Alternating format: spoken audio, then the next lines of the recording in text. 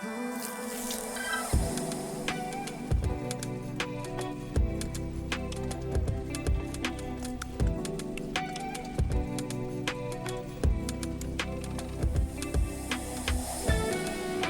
want to talk about a subject that really is interesting in how one uses clothes.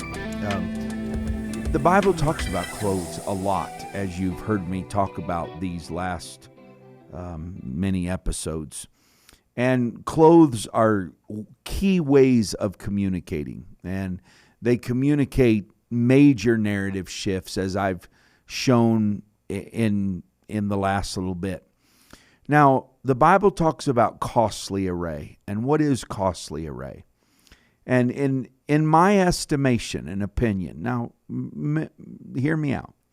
The costliness of an array of a garment is always proportionate to the person who is doing it. But James talks about in his writings that they wear loud, ostentatious clothing. And they do that to signal what? Their socioeconomic scale, to signal that they are somebody. And very importantly, they can also signal what you are not by what you wear. Now, individuals attempt often, and all of us do, to bridge different worlds, right? And even though while I'm standing on the platform, I'm completely comfortable in a well-made 3-piece suit, I wouldn't go to the horse auction in a 3-piece suit. It doesn't translate into that world. It's unbelievably awkward. Now, it doesn't mean that the clothes are wrong or sinful in some major way. It just means that to wear that to a cattle or horse auction shows you that you are socially tone deaf. And so individuals attempt to bridge these different worlds, and in doing so, you're constantly dressing and undressing. And in doing so, you're assuming certain identities, and then as such, you're casting them away as well. And so it's very important that we understand that all clothing can indeed mask that which lies under the surface. Okay? And this is brilliantly showed in the story of Esther, and especially with Mordecai. This story is set in Persia, and it's in the 5th or 6th BC. And so what you have here is this story of a triumph of a queen who aspires to help her nation. So this is a fascinating concept in that, rising tides raise all boats. And so if you have a tide that raises and all the boats around you rise with you. And I think that's the importance of the blessing. The blessing of God and rising up should be a tide mentality, that if I go up, God, if you'll elevate me from poverty or from wherever I'm at, or I want to bring those who cannot do it for themselves. I want to bring them with me. Okay. So this is very, very interesting. So you have, let's look at the characters. You have Esther. Okay. She is a young woman. Somebody just told me the other day that she was considered to be, most of the scholars think she was somewhere around 40. And so here she was, a beautiful woman, attractive. She changes her clothes. Mordecai is her cousin, but he's kind of must have been like quite an older father figure to her, because you can almost see the paternal in the relationship there. And then she has, of course, all of her Jewish brothers and sisters in Persia at that time. And then, of course, you have the wicked Haman. Okay? So all clothing can indeed mask what lies beneath the surface. Concealing what is essential, you can also reveal nature and status of those working for a given goal. Now, the Jew in every province, so in Esther 4, 1 through 3. Mordecai perceived all that was done. Mordecai rent or tore his clothes, put on sackcloth and ashes, and went out of the midst of the city, and he cried with a bitter cry. Now, he's already got Esther to be awarded the queenship of the kingdom, and so she's already that. But Mordecai realizes that Haman is causing the king to move the mechanization of the kingdom against Jews. And so, and mind you, the Esther scroll is one of the most sold scrolls in all of Judaism, because it really does embody and deal with issues such as anti-Semitism. It deals with sexism. It deals with classism. It's a brilliant book. Okay, and so Esther comes along, and in this, the whole nation begins to fast. Verse 3,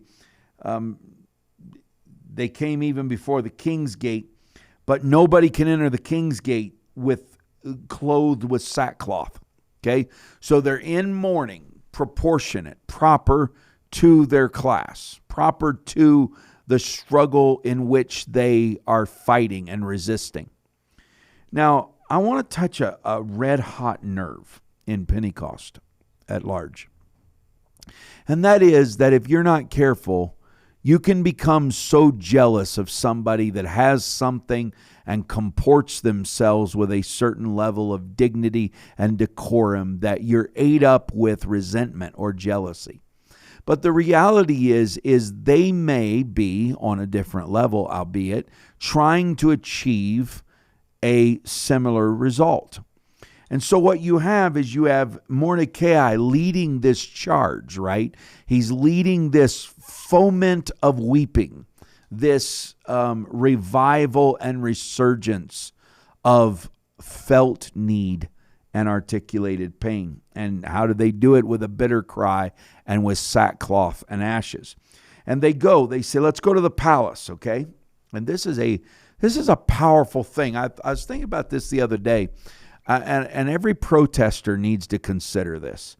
And I think Shakespeare, maybe not. I thought Shakespeare said, "Thou dost protest too much." Okay, with every bit of declaiming and deriding of any culture, albeit rightfully pointed out, you've got to understand that absolute sackcloth and woe is me and the world is falling apart, it's going to get you a far way. It'll get you all the way to the king's gate.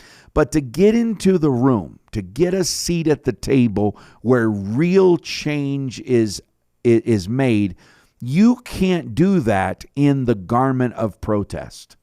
You have to undress yourself from the cynical satire of the melancholy that says, yeah, they're all that way.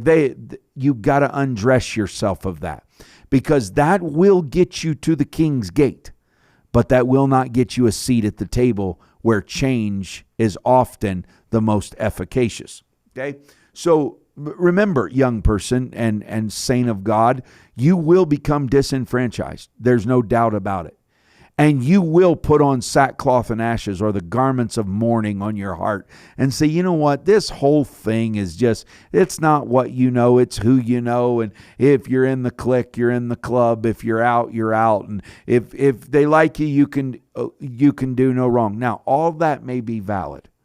All of that may be a real and present threat against the construct, social construct in which you live. Albeit, you're never going to affect real change by being the cynical, woe is me guy.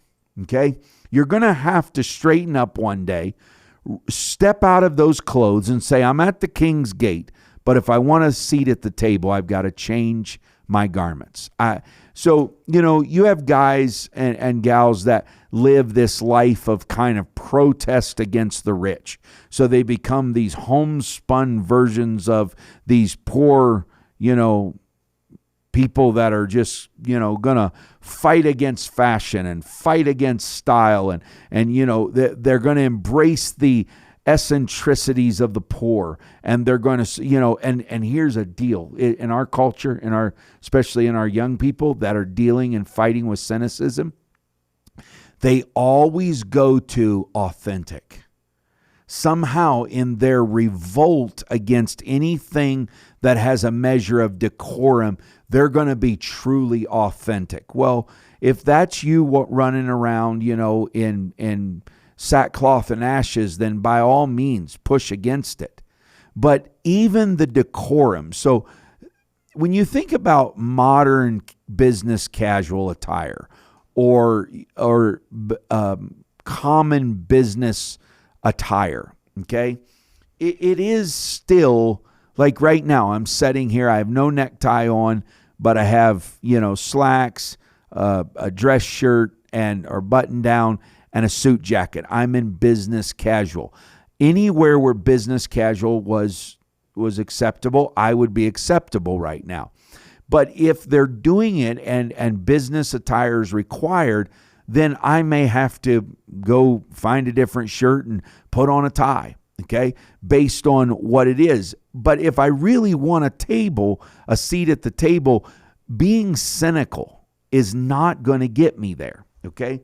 There's just so much to unpack here in the book of Esther. I love this. But, okay, so in every province, whithersoever the king's commandment and decree was made, there was great mourning among the Jews, fasting, weeping, wailing, and laying on of sackcloth and ashes. Okay, so that's kind of the rhythm here. That's what we do, and we recognize that in every generation the text addresses the challenges of people who want to lift themselves up and make a change. Okay, so there's a palace, there's a king.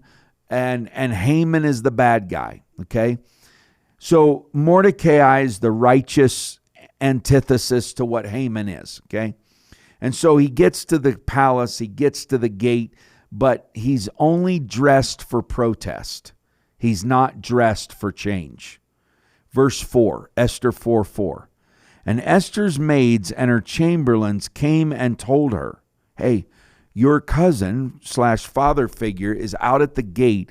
He's dressed in these protest garments that are torn, they're ripped, they are an outward manifestation of the inward poverty and the strickenness of his soul. And so then the queen becomes exceedingly grieved. Esther 4:4. She is seriously connected. And that's what I love about Esther. No matter how glorious she was, no matter how beautiful she was not an insular figure. She could be touched by the pain of those who were outside of the palace. She's sitting there in the splendor, in the wonder, in the core throbbing thrust and heartbeat of true power in the nation of Persia. Okay? She is a big deal. And she says, I'm grieved that my cousin is out there.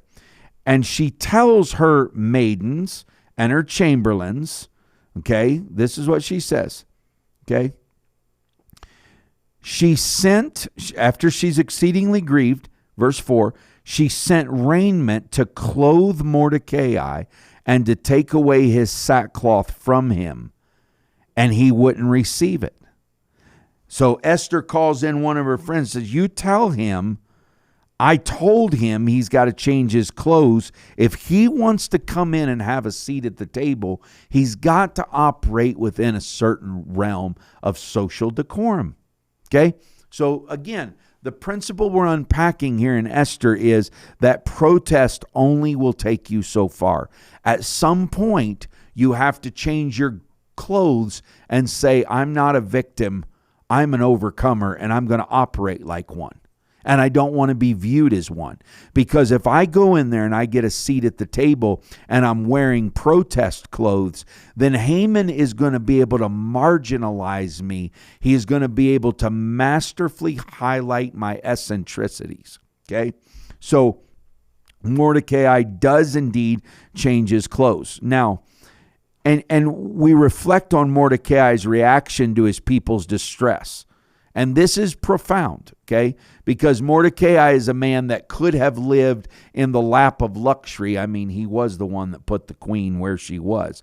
But he identifies with the sufferings of others, okay? And so this is important. Do we identify with the suffering of others so that our own pain is evident as much as our outward apparel? Or do we believe that our status, position, or circumstances make us insulated from suffering? So basically, none of our government, none of our position, none of our status actually makes us insulated from it. So there's another string of thought here. And Esther chapter 4, verse 8 through 14, he lays out that, this is a change we can make. Okay? And again, Esther spake, and she's telling them, gave commandment unto Mordecai. And the servants and the king's servants and the people of the king's provinces do know that whatsoever, whether man or woman, shall come into the inner court, who is not called, there's a law to put him to death. So she does break certain social constructs in order to get it. She takes calculated risks. But if you notice, when she takes those calculated risks, she's setting herself up for success, okay? So she's going to violate a social etiquette. She's going to violate a palace protocol, okay? So you're going to make already violations against the construct or the reigning paradigm. Okay? And let me just say this. Pentecostals, we are going to break and violate a lot of social constructs. Okay?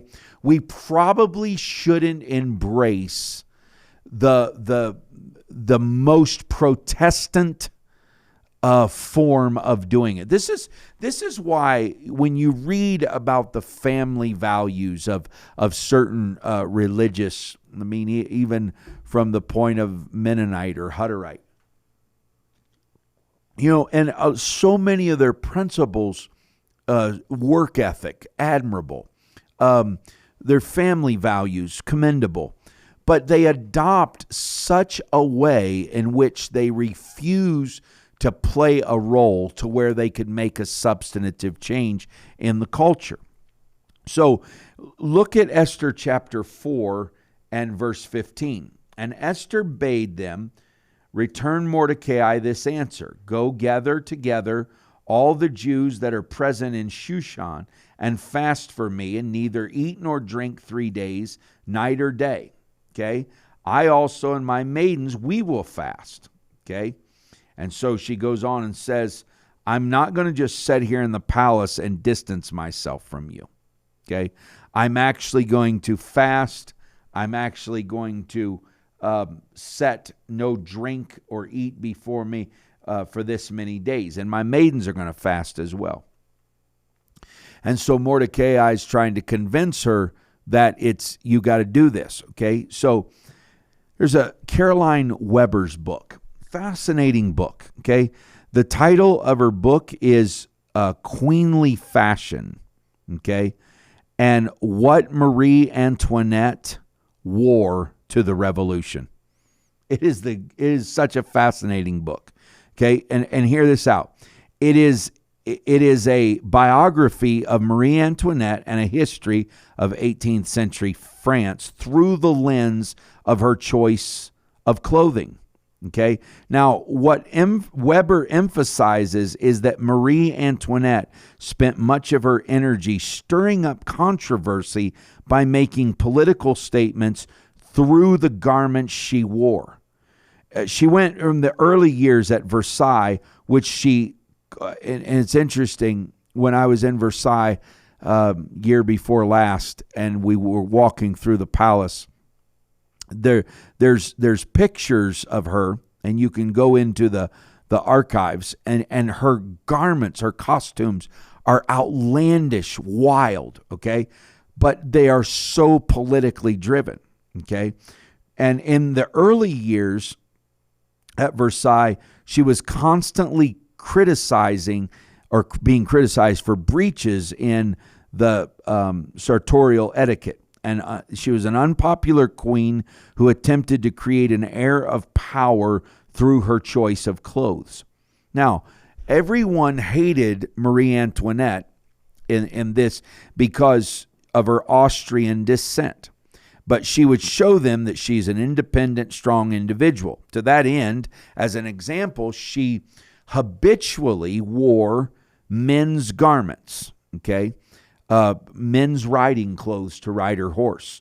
And this was a big faux pas, which was very uncommon at the court of Versailles because women rode in a very fashionable side saddle in beautiful and feminine outfits.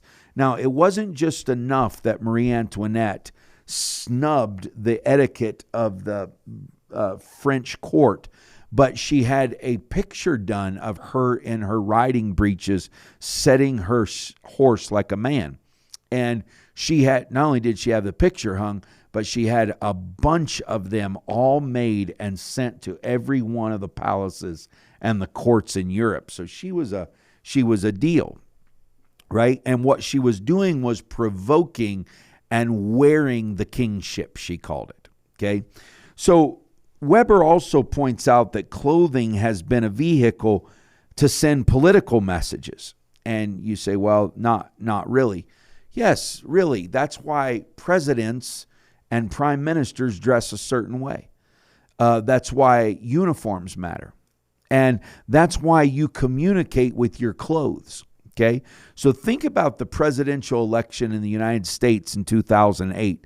Cindy McCain, wife of Republican presidential nominee John McCain, she wore it was a conservative outfit, an Oscar de la Renta outfit that altogether, including her accessories, they call it the $300,000 outfit. I think they're putting it up here for you.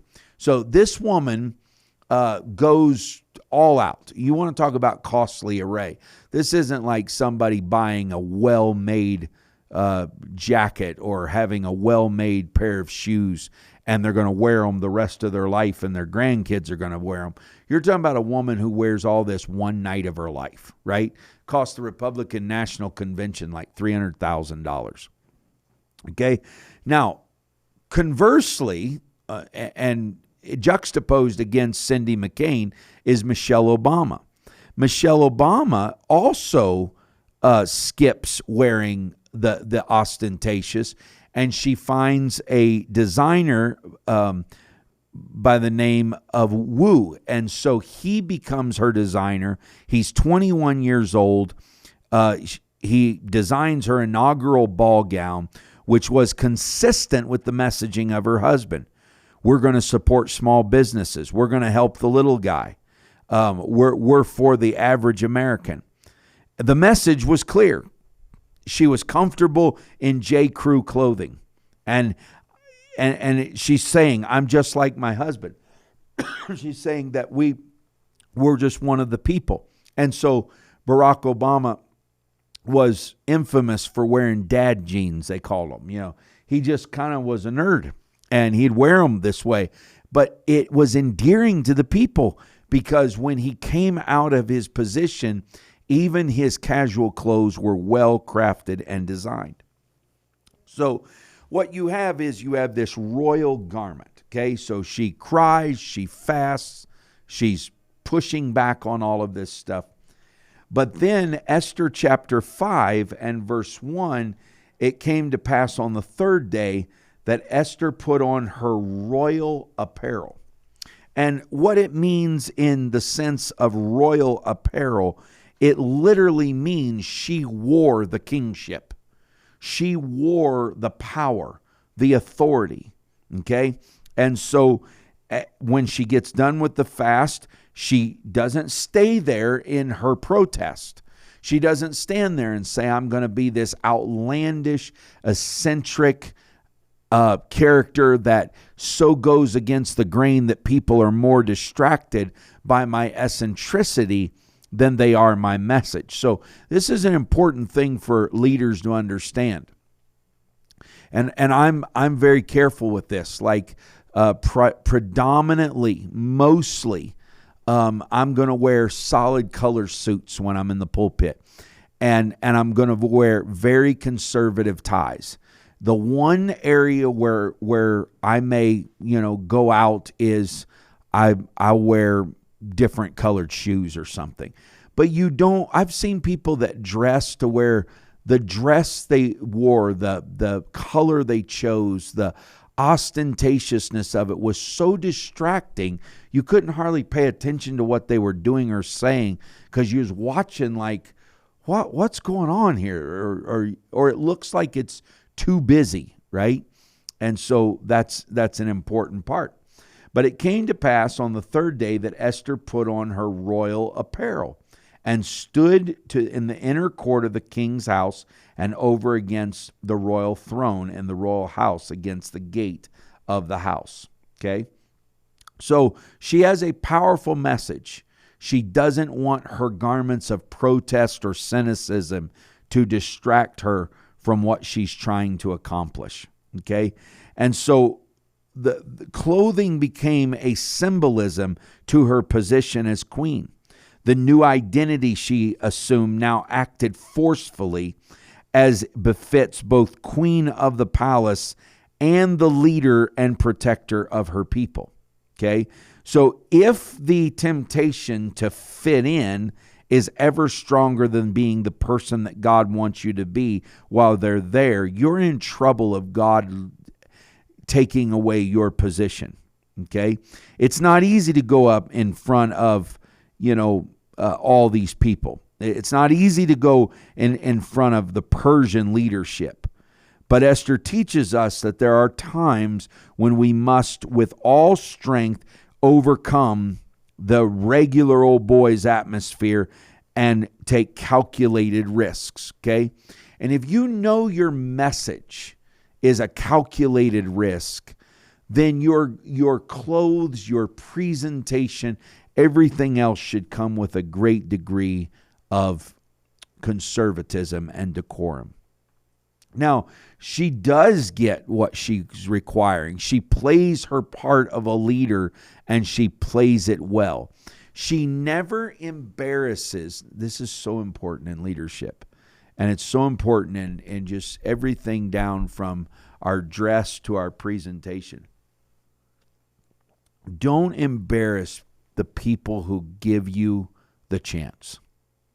And that's just like, if you're a young preacher, if you're a visiting preacher, whoever that pastor is, he's giving you a shot. Think about his level of decorum and his level or style or what it is that afforded you that, and say, you know what, I have a strong message and I'm not going to punish people for being kind to me. Okay? And so Esther does this. She has a strong message. She wants to get herself heard. She's standing before the king. She wants what she wants. And so he says, what is your petition? Whatever it is shall be granted to thee. Okay? She said, my petition and my request is, if I have found favor in your sight of the king, and it please the king to grant my petition and to perform my request, let the king and Haman come to the banquet that I shall prepare, and I will do tomorrow as the king has said. Haman goes forth joyful. He's in a glad heart. But when he sees Mordecai in the king's gate, that he stood not up nor moved for him, he was furious, right? So he does something stupid, right? And he gets Mordecai and he starts trying to berate him, okay? However, in chapter 6, Mordecai is honored by the king, okay? So Mordecai's status is changed, but before his status was changed, he had to come out of the garments of protest, and he had to play the role of someone who would not embarrass the king. So what happens is they get to this banquet, and as they're doing it, it is an absolute banquet of authority. The king and Haman come to it, and so that night, the king can't sleep the night before, and he asks Haman, what do I do with somebody that I want to shower with most fabulous blessings. If you just want to like reward someone over the top, like give them the greatest honor. And Haman says, he don't know that the king had been reading the book in the sleepless night and found where Mordecai had actually saved his life from an assassin's attempt. So Haman says, no, I know exactly, because in his mind, he thought this is what he's going to reward me. So Haman says in Esther 6, I'll tell you what I would do for the man whom the king delights. Let the royal apparel be brought, which the king uses to wear. Put it on him. And let the horse that the king rideth upon, and the crown royal which is set up on his head, and let this apparel and horse be delivered to the hand of one of the king's most notable princes, that they may array the man with whom the king delighteth to honor, and bring him on horseback through the city, crying out, this shall it be done to the man whom the king honors. And the king says, Haman, that's brilliant. You're the prince of my kingdom. Bring Mordecai and dress him. Get my horse ready. Haman's like, this is the worst night of his life, right? So he gets there, and so Mordecai is a Jew, Esther's a Jew, and in the middle of this banquet of authority, I mean absolute, Esther chapter 7 is one of the most authoritative chapters in the whole entire book. And she says, this man has got the king to try to kill me. And so the king goes unbelievably mad. And boy, he's putting it to him, right? So in chapter 8 and verse 2, the king honors them. And what he does is he gives the house, and the queen comes before him, and Mordecai came before the king, and for Esther had told what he was to her. The king took off his ring, and he taken it from Haman. He gave it to Mordecai, and Esther set Mordecai over the house of Haman. So he gets his house. Okay? And Esther speaks to the king and tells him this, but in verse 15, it even gets more powerful. And Mordecai went out from the presence of the king in the royal apparel of blue, white, and with a great crown of gold, and with a garment, and with fine linen and purple, and went to the city of Shushan, and rejoiced and was glad.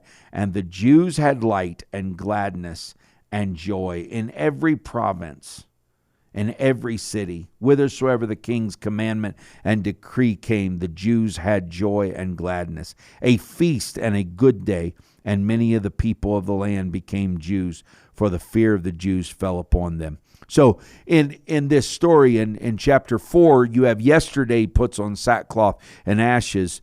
Esther tells him, if you that got you so far, but that's only going to get you that far. Okay?